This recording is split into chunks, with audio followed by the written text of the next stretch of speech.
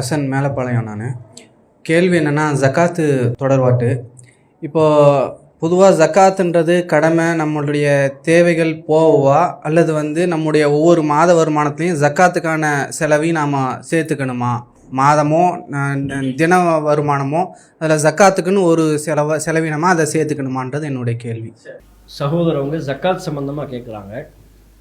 கேள்வி என்னென்னா, இப்போ நம்ம ஜக்காத்து எல்லாம் நம்ம கடமையாக்கியிருக்கிறோம். நம்ம சம்பாத்தியத்தில் செலவு போக எஞ்சியவற்றுக்கு ஜக்காத்து கொடுக்கணுமா, அல்லது சம்பாத்தியம் முழுமைக்கும் ஜக்காத்து கொடுக்கணுமா?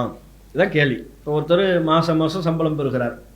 இப்போ மாதம் தன்னுடைய செலவு இருக்கும்ல, அவருக்கு சம்பளம் அவர் பெறுகிறார், செலவும் இருக்குது. செலவு போக எஞ்சியவற்றில் எது மிஞ்சுதோ அதில் அவர் ஜக்காத்து கொடுக்கணுமா, அல்லது ஒருவர் டெய்லி சம்பாத்தியம் பெறுகிறார், டெய்லி அவருக்கு செலவு இருக்குது, செலவு போக எஞ்சியவற்றுக்கு ஜக்காத்து கொடுக்கணுமா, அல்லது அவருடைய வருமானம் என்னவோ அந்த வரவுக்கு அவர் ஜக்காத்து கொடுக்கணுமா? இதுதான் கேள்வி. இந்த செலவு போக எஞ்சியவற்றுக்கு ஜக்காத்துன்னு சொல்லி மார்க்கம் நமக்கு சொல்லலை. ஒரு விஷயத்தை நாம் சொல்வதாக இருந்தால் அது குர்ஆனில் இருக்கணும், அல்லது ரசூலுல்லாஹ் நமக்கு அதை சொல்லி தந்திருக்கணும்.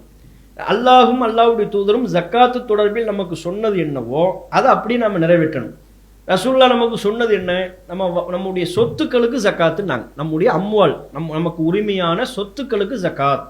நபிகள் நாயகம் சொல்லும் பொழுது, இன்னல்லாஹ கதிஃப் தரத ஃபி அம்வாலிக்கும் சதக்கத்தன், அல்லாஹ் உங்களுடைய பொருளாதாரத்தில் சதக்காவை, ஜக்காத்தை கடமையாக்கியிருக்கிறான். ஜக்காத்தை அல்லாஹ் உங்களுடைய பொருளாதாரத்தில் கடமையாக்கியிருக்கிறான் என்று நபிகள் நாயகம் அவங்க சொல்றாங்க. அப்போ நம்ம அம்வால், நம்முடைய சொத்துக்களில் ஜக்காத்து கடமைனா நம்ம என்ன சம்பாதிக்கிறோமோ அதான் நம்முடைய அம்வால்.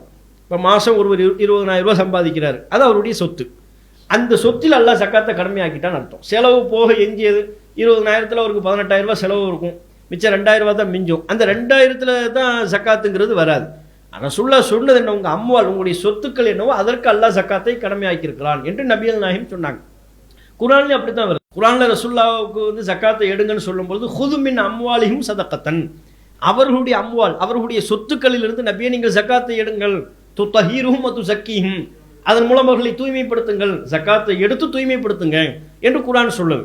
அப்போ ரசூலுல்லாஹ் போய் நீங்கள் ஜக்காத்தை எடுங்கன்னு சொல்லும் பொழுதும், செலவு போக மிச்சம் அவன் கையில் வச்சிருப்பான அதுலேருந்து ஜக்காத்தை எடுங்கன்னு அல்லாஹ் சொல்லலை, பொதுவாக தான் அல்லாஹ் சொல்கிறான்.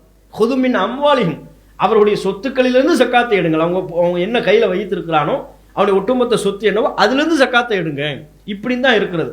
அப்போ நீங்கள் ஜக்காத்து தொடர்பாக சொல்லப்பட்ட குர்ஆன் வசனங்களை பார்க்கும் பொழுது, ஜக்காத்து தொடர்பாக உள்ள ஹதீஸுகள், ரசூலுல்லாஹ் நமக்கு சொன்ன ஹதீஸுகளை பார்க்கும் பொழுது, ஒருவரின் வருவாய் என்னவோ அந்த வருவாய்க்கு ஜக்காத், வருவாயில் அவருடைய செலவை எல்லாம் கழித்தது போக மீதம் உள்ளவற்றுக்கு ஜக்காத் என்று ஹதீஸுகளில் இல்லை, குர்ஆனில் அப்படி இல்லை. ரசூல் ஸல்லல்லாஹு அலைஹி வஸல்லம் அவங்க நமக்கு அப்படி சொல்லி தரல. எதுக்கு ரசூலுல்லாஹ் ஜக்காத்து இல்லைன்னு சொன்னாங்களோ அதை நம்ம கழித்து கொள்ளலாம். இப்போ ரசூலுல்லாஹ்வுடைய காலகட்டத்தில் குறிப்பிட்ட சிலவற்றுக்கு ஜக்காத்து இல்லைன்னாங்க, அது ஜக்காத்து இல்லை, அதை நம்ம கணக்கில் எடுத்துக்கொள்ளப்படாதுன்னு ஆயிடும். அது அல்லாம இப்போ குதிரைக்கு ஜக்காத்து இல்லைன்னாங்க, குதிரைக்கு ஜக்காத்து இல்லைன்னா குதிரைக்கு இல்லை, அவ்வளவுதான். இப்போ நீங்கள் 2 குதிரை வச்சிருக்கிறீங்களா, குதிரைக்கு ஜக்காத்து இல்லை.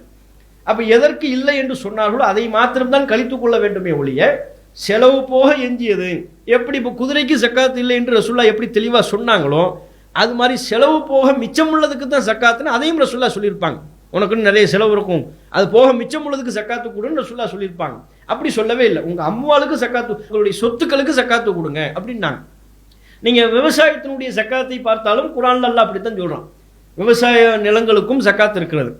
அதில் மழை நீரால் அந்த நிலம் விவசாயம் செய்யப்பட்டிருந்து அதுக்கு ஒரு எண்ணிக்கையிலையும், இவர் செலவு செய்து பொருளாதாரத்தை செலவு செய்து அது விவசாயம் பண்ணியிருந்தால் அதுக்கு ஒரு கணக்கிலையும் ஜக்காத்து சொல்லப்பட்டிருக்கிறது. அந்த ஒட்டுமொத்த ஜக்காத்துலையுமே அல்லாஹ் எப்படி ஜக்காத்தை சொல்லிடுறான்? வஆது ஹக்கஹு யௌம ஹஸாதிஹி, அறுவடை நாளில் அதற்குரிய ஜக்காத்தை வழங்கி விடுங்கள். இப்படி தான் குர்ஆன்ல இருக்கு. அறுவடை பண்ணும் பொழுது என்ன அறுவடை இருக்கிறதோ, மொத்த மகசூல் என்னவோ அதுக்கு ஜக்காத்து கொடுங்க, இப்படி தான் குர்ஆன்ல இருக்கே ஒழிய, அறுவடை பண்ற நாளில் உங்களுடைய செலவு போக எஞ்சியவற்றை கணக்கு செய்து அதிலிருந்து ஜக்காத்து கொடுங்கலாம் இல்லை. அறுவடை நாளில் அதற்குரிய ஹக்கை கொடுத்து விடுங்கள். வஆது ஹக்கஹு யௌம ஹஸாதிஹி, அறுவடை நாளில் அதற்குரிய ஜக்காத்தை வழங்கி விடுங்கள். அப்போ அறுவடை நாளில் ஒருத்தர் 600 கிலோ 1000 கிலோ மகசூல் பார்க்குறாரு, 1000 கிலோவில் 2% என்னவோ அது ஜக்காத்து கொடுத்துடணும். இதுதான் கணக்கே தவிர செலவு போக மீதம் உள்ளது அப்படிங்கிறது கிடையாது. இது ஒரு விஷயமா மார்க்கத்தில் அப்படி சொல்லப்படவில்லை என்பதை ஒரு விஷயமா நம்ம தெரிந்து கொள்ளணும். ரெண்டாவது, இப்போ செலவு போக மிச்சம் உள்ளதுன்னு சொன்னோம்னா அதை நம்ம வரையறையும் பண்ண இயலாது. ஒரு தெளிவான ஒரு வரையறைக்குள்ளேயும் நம்ம மார்க்கத்தில் அப்படி இல்லைங்கிறது முதல் விஷயம். குர்ஆன் அப்படி சொல்லியிருந்தால் அதை பற்றி பேசலாம், ரசுல்லா அப்படி சொல்லியிருந்தால் அதை பற்றி பேசலாம். குர்ஆன்லாம் அப்படி இல்லை, ரசுல்லாவும் அப்படி சொல்லலை. இது போக இப்போ செலவு போக மீதம் உள்ளவற்றுக்கு ஜக்காத்துன்னு சொன்னோம்னா, இப்போ ஒவ்வொருவரும் அவருடைய செலவை எப்படி கணக்கீடு செய்வதுன்னு ஒன்று வரும். உதாரணமாக நம்மளை விட்டுருங்க, அம்பானி இருப்பான், அவன் ஒரு மாதத்துக்கு ஒரு 1000 கோடி சம்பாதிக்கிறான்னு வைங்க, செலவு அவனுக்கு எவ்வளோ இருக்கும்? அவன் செலவு பண்ணுவான், கல்யாணத்துக்கு மட்டுமே எவ்வளோ செலவு பண்ணியிருக்கிறான்? கல்யாணத்துக்கு 5000 கோடி செலவு பண்ணியிருக்கான். அந்த 5000 கோடி செலவே அவன் வருமானத்தில் 0.2 அப்படிங்கிறாங்க. ஒட்டுமொத்த வருமானத்தில் 1% கூட கிடையாது. ஒட்டுமொத்த அவனுடைய சொத்தில் 1% கூட இல்லையா, 0.2 அவ்வளோதான் அவன் கல்யாணத்துக்கு செலவு பண்ணியிருக்கிறான். சரி, 0.2 தான் செலவு பண்ணியிருக்கிறான், எவ்வளோப்பா செலவு பண்ணியிருக்கிறான் பார்த்தா 5000 கோடியா. 5000 கோடி கல்யாணத்துக்கு செலவு பண்ணியிருக்கிறாங்க.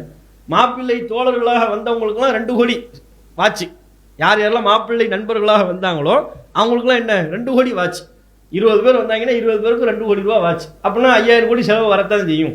அதை பார்த்துட்டு ஃபேஸ்புக்கில் நம்ம ஆட்களும் பேசாமல் அம்பானி மகனுக்கு நம்ம மாப்பிள்ளை தோழனா போனோம் இல்லையே, போயிருந்தோம்னா வரும்போது 2 கோடி ரூபா வாட்சோடு வந்திருக்கலாமே இப்படின்னு நீங்கள் ஃபேஸ்புக்கில் எழுதிட்டு இருக்கிறாங்க. அப்போ இது மாதிரி 5000 கோடி செலவு பண்ணி கல்யாணம் பண்ணியிருக்கிறாங்க. இப்போ நம்ம என்ன செலவு போக எஞ்சியதுன்னு சொன்னால், அப்போ அந்த 5000 கோடிக்கு சக்காத்தில் ஆகுமா இல்லையா? செலவு போக மீதம் உள்ளவற்றுக்கு தான் சக்காத்துனா அந்த செலவு எப்படி வரையறுப்பது? ஒவ்வொருத்தவங்களும் அவங்க சக்திக்கு உட்பட்டுல செலவு பண்ணுவாங்க. அவன் 5000 கோடி செலவு பண்ணுவான், ஒருத்தர் 500 கோடி செலவு பண்ணுவார், இன்னொருத்தர் 50 கோடி பண்ணுவார், இன்னொருத்தர் 5 கோடி பண்ணுவார். இப்போ ஒவ்வொருவரும் என்னுடைய சக்தி இது முடியும் என்று சொல்லி பொருளாதாரத்தை செலவு செய்தால் அவ்வளோ பெரிய பொருளாதாரத்திற்கு சக்காத்துங்கிற தத்துவமே இல்லாமல் போயிடும். அப்போ அம்பானி செலவு பண்ண 5000 கோடிக்கு சக்காத்து இல்லை. ஏன்? நான் செலவு பண்ணிட்டேன்ல, இந்த இப்படி ஊதாரித்தனமாக செலவு பண்ணது, செலவு பண்ணிட்டு அதுக்கு சக்காத்து இல்லை இப்படின்னு சொல்லிடுவார். அப்போ இந்த செலவு போக சக்காத்துங்கிறதுக்கு மார்க்கத்தில் ஆதாரம் இல்லை, அதை நம்ம வரையறுக்கவும் இயலாது. இப்போ உதாரணமாக வாகனத்துக்கு சக்காத்து இல்லைன்னு வைங்களேன். ஒருவர் சாதாரணமாக வாகனத்தை எடுப்பார், ஒரு 20,000 ரூபாய்க்கு பைக் எடுப்பார், இன்னொருத்தர் 50,000 ரூபாய்க்கு பைக் எடுப்பார், இன்னொருத்தர் 1 லட்சம் ரூபாய்க்கு பைக் எடுப்பார். இப்போ உள்ள பசங்கள்லாம் 2 லட்சம் ரூபாய்க்கு ஒரு பைக், குதிரை மாதிரி ஒரு பைக் எடுக்கிறாங்க. இல்லை, பின்னால் ஏறி உட்கார்றதா இருந்தால் ஏணிப்படி வச்சு தான் ஏறி உட்காரணும், அது மாதிரி பைக் எடுப்பாங்க. இன்னும் சில பேர் 5 லட்சம் ரூபாய் பைக் எடுப்பாங்க. இன்னும் கூடுதலாக எனக்கு கார் எடுக்கிறோம் அப்படின்னு சொல்லி கார் எடுப்பாங்க. இது அதுவே பெரிய அம்பானி மாதிரியான அத்தானி மாதிரியான பணக்காரர்களாக இருந்தால், பெரும் முதலாளிகளாக இருந்தால் தனி விமானம், அது அவங்க செலவு. நமக்கு எப்படி பைக்கு எடுக்கிறோமோ அது மாதிரி அவனுக்கு என்ன, ஒரு 500 கோடிக்கு ஒரு ஃப்ளைட்டு, நான் ஒரு ஜெட் ஒன்று எடுத்துருக்கிறேன், 500 கோடி செலவு, அந்த 500 கோடிக்கு சக்காத்து இல்லைன்னுவான். நம்ம பைக் எடுத்ததுக்கு சக்காத்து இல்லைன்னு கழிச்சோம்னா அவங்க எதுக்கு சக்காத்து இல்லைன்னு கழிப்பாங்க? 500 கோடிக்கு நான் இப்போ நேற்று ஒரு செலவாகி போச்சு, என்னப்பா செலவு, 500 கோடிக்கு ஒரு ஜெட் எடுத்தோம், அதனால் அந்த 500 கோடி சக்காத்துலேருந்து கழிச்சிருங்கன்றுவாங்க. அப்போ பாருங்க, ஜக்காத்துங்கிற அந்த தத்துவமே இல்லாமல் போயிடும்.